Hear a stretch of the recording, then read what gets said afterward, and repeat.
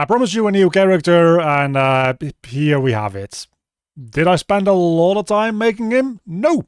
But the point here being is that it's really quick and easy to change existing geometry. I extruded this out from the head as a separate little mesh that is still part of this skeleton, and then just drew on some new, very low quality textures. And the important thing that you need to take a look at is that I have these two bits of mesh, and they're parented to the same armature as I did for the player. I made a separate one for the player in the video where I made the player to showcase that you can make separate armatures just with the same hierarchy. The tiny issue with that is that Blender doesn't allow you to name two of the armatures the same thing, but Unreal wants the armatures to have the same name. So if I export this under a different armature with a different name, Unreal is going to be unable to merge those armatures together properly, and that's just a bit of a bother. And if you want to separate all the meshes for your different characters, the best way to do that would be to just make some collections. So we can make a new collection, and we'll make a collection for our goblin dude. Then these meshes can exist within that collection, so they're still separated from all of our player stuff, but they all belong to the same skeleton here. Once we've done that, we select all of our meshes, we select the one skeleton that we have. We don't have multiple skeletons, ignore the base one that we have here, we're not going to be using that anymore. And we just go export FBX as usual. Make sure we're only exporting the selected objects. I named this goblin.fbx because why not? And then we can just, in our enemy folder in Unreal, let's make a assets subfolder for this and drag in the goblin. Now don't just spam through this import window this time. We're going to scroll down a little bit, and here we can assign this mesh that we're trying to import to an existing skeleton. So we're going to map it to the character's skeleton. If you did import this with a different skeleton from a different armature in Blender, it's likely going to give you a warning here saying that it can't merge them together. And sometimes Unreal can just kind of figure it out, but sometimes it has some issues and it becomes a little annoying to deal with. So this is just a smoother way to do it. I can now import this, and it imports the skeletal mesh. It makes a new physics asset. It even makes the material to go along with it. I will need to also go in and export the texture that I'm using for this. So let's drag that into the engine as well, so that we have that in here. It's probably can just go into this material instance somewhere. Texture parameter, that'll be the diffuse color map.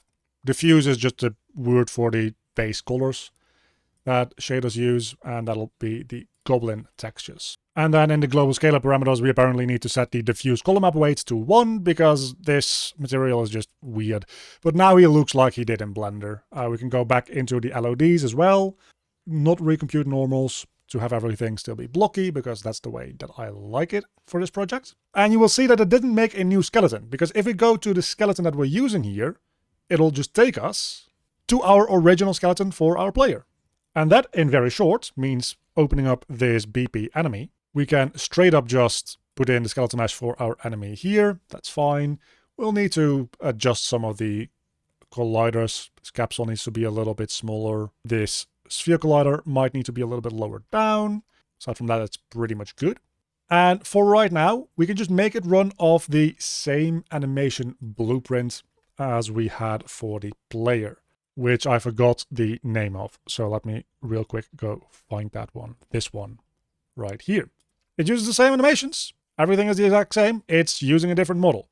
It's not just a different texture on this model. It straight up is a different model. He's got a little hat. He doesn't have the belt. He doesn't have the hair. And if we look at this, we can see he runs back and forth. He used the exact same animations that we did. He runs up to us and he is able to hit us in the face. He also is blocking my camera view, and that is because probably the mesh is set to character mesh, which will block the camera. That's a little annoying. So if we set this to just ignore the camera with a custom collision preset, the camera will no longer do that weird thing. So now he can walk up and hit us in the face. At this point, we can just make a hitting animation and make him play that when we are supposed to be getting hit. And the wonderful thing is, if at any point our player character needs a hitting animation, we can just reuse that same animation. We can just animate on this, just copy over one of these level sequences again from character idle, let's say, ls, character punch. Immediately make a linked animation sequence as well, because otherwise we're going to accidentally be overwriting stuff that we don't want to overwrite. So animation sequence, character punch. I will just take about 20 frames time for him to, I don't know, rotate his hips back a little to wind up for the punch. Also maybe make him look away ever so slightly. It might be nice to parent this control to the neck control, by the way, so we still have a way to like rotate the head around, because right now it's not doing that. Not super important. We can just manually move this thing around a little. Move the hand up and back so that he's really winding up that punch. It's not the best animation, I will admit, as are all the animations, because everything that we're making here I'm making pretty quickly, and I'm not a great animator at the best of times, so take that as you will. And then give him like 10 frames to... First, let's just go back to the basic pose that we had, and then make him kind of rotate through one spine segment at a time. Definitely also want him to be leaning forward if he's punching. That kind of makes sense, right? And this is where the head aiming kind of starts to fall apart. So you might even want to make separate control rigs for separate animations that focus on, well, for this one I want him to look at a point, and for another one I might want to be just rotating a spine segment like I do for the, well, rest of the spine control he had. You can make one control rig that just switches between those, but that becomes extra complicated, and if one animation only requires one thing or the other, it might just be easier to make multiple control rigs for that type of stuff. That said, his neck is definitely snapping right about now, so let's something like that. And then just take another 15 frames to reset back to his base pose. Taking a real quick break here to say, if you're enjoying this or finding this helpful, a way that is entirely free for you to support me, if you don't want to sign up for the Patreon, is to go down below in the description to my Steam page for my own game and add it to your wishlist. Only takes a couple of seconds to do, but it actually does massively help me out and support me making my game and the content that comes along with it. And then we have a very bad punching animation, but it is a punching animation that we can now do stuff with. And that means that finally we can go back into this guy's behavior tree, or state tree rather, and his attack right now is just damage targets. That's not that much. That's not that great. So let's go back into that state tree task and apply damage a little bit differently. What we'll do is we will play a montage, and we'll play a montage on the skeletal mesh component of our context actor. This context actor is just a actor class, so it doesn't have an easy reference to a character mesh. So we'll change this to a character type object reference. And that is entirely fine because we know that our context is a BP base enemy type reference, which is a child of the character class. So it is already a more specific type than the character. We very much could make this just BP base enemy, but again, good practice to only make any type of variable, any type of reference as specific as it needs to be at any given time. So then we get the mesh, which is just a thing that we can do when we have a character reference, put that into the skeletal mesh component here. And then the montage we want to play is a variable. So we'll say montage to play, and we'll expose that so that we can change that on a per task basis. All the code is going to remain the same between different enemies, between different attacks. It's just going to be playing an animation, and it's going to be waiting for a certain time in that animation to check if we can hit the player or not. So instead of going directly from play montage into apply damage, we will check on notify begin. And we're going to be making sure that we do the right notify, because it's going to send through the name of the notify that we're going to be working with here. So when we receive a notification, we want to check, hey, is that notification equal to, let's call this impact? If it isn't, we might be sending through a different notification for different purposes, so we don't want to do anything here. But if it is equal to our impact, what we will do is we will sphere overlap actors, and we're going to check at a certain position within a certain radius are we near the player, or is the player within this sphere? And if so, we're going to damage him. The sphere position we can get from the socket or the bone in our skeleton. Our skeleton, of course, being made up of bones. We can get the specific location of any of these bones within the world. And as we already have a reference to the mesh, we can just get socket location, and that gets you the world location of any given socket. You can make sockets on meshes as well, which are kind of like semi-bones. They're not really bones, but they can be attached to a bone and be used for things like attaching other objects to, or getting specific relative positions to a bone, which can be quite useful. We're just going to stick with using a bone for now, though. And this is also going to be a variable, and we will call that the impact sockets. That's what we're going to be impacting. We'll make a radius, also a variable, impact radius. Set that to a default of, I don't know, like 50, seems pretty good. And then we need to make sure that we're giving in the right object types. You need to make an array for this, and there you can give in all the collision types that this needs to respond to. In this case, we're only really checking if we're overlapping with the player in this sphere, so that'll be of type pawn, because our player is a pawn type in its collision settings. That's going to output an array of actors that are within this actor filter class, if we want to set it up, that aren't the actors that we want to ignore. We can give in specific actors to ignore, and fall within this object type of collision. What we're just going to do is we're going to for each loop over that, and that's going to take this array and just go over every single entry in this array one at a time. So every time this loop body runs, we get an array element as a reference to just the next thing down the list. And in this case, we just want to check, hey, is this thing that we're checking right now, is this the get player pawn? If it isn't, we don't really want to do anything. We could try to apply damage to things that aren't the player, but we don't really care about that. So only if it is the player. We could also just use the target reference. I forgot that we have that, but sure. If whatever we are checking in this for each loop is the player, then we apply damage and immediately finish the task, because we don't really need to do anything else. So let's compile that and go back into our state tree. Now we have this montage to play and this base damage, and our in actor is no longer valid, and I wonder why that might be. Oh, we made the wrong thing into a different type of reference. The target still needs to be an actor. It's the context that I needed to be a character. Wasn't paying attention there. That is my bad. So let's get the mesh from our actor, not from our target. Anything else is messed up here? I don't think so. And yeah, that fixes that. So the target is actor.target. Base damage, we'll just call that 1. The montage to play will be our punching animation, but we don't have a montage for that yet. So let's go back into where I have my animations. And in here somewhere now I have a punch, right? Yes, I do. I can just create an animation montage of that, and now it'll function as a montage. Show up in this list as well, punch montage.